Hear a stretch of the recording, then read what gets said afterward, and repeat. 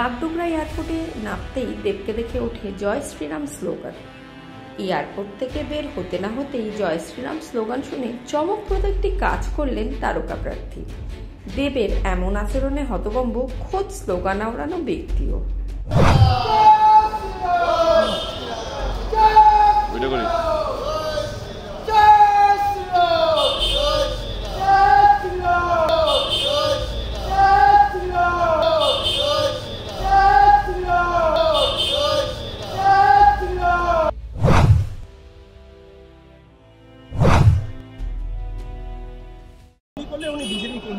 ঠিক আছে, উনি বিজেপি কর্মী না, উনি আমার ভারতবাসী।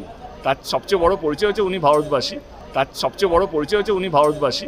এবং আমরাই বিভাজন করে রেখেছি। আমরা হিন্দু, মুসলিম, টিএমসি, বিজেপি, গরিব, বড়লোক, এইভাবে মানে ওদেরও দোষ না, বড় বড় নেতারা এইভাবে বিভাজন করে রাখে। বাট আমি সেই বিভাজন বিশ্বাস করি না, সবই ভারতীয়।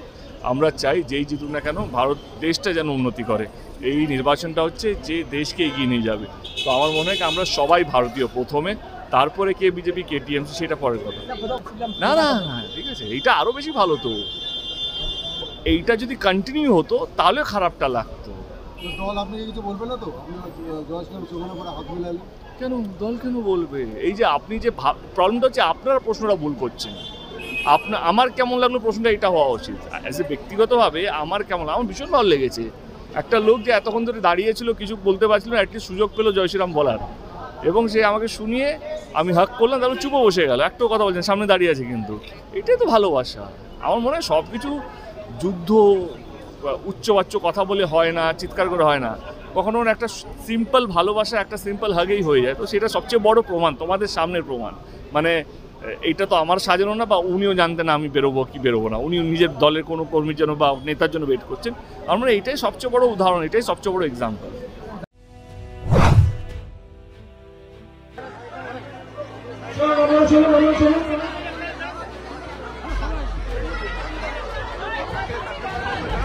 जय श्री राम, जय सीताराम, जय श्री राम, जय सीताराम, जय श्री राम, जय सीताराम। বলছে মনের মধ্যে রাবণকে পুষে রেখেছে, মুখে রাম রাম বলছে। আমরা সেটাকে মনের মধ্যে রাবণটাকে বিসর্জন দিন, তারপরে দেখবেন রাম এমনি সবারই মধ্যে আছে। এই সময় ডিজিটাল।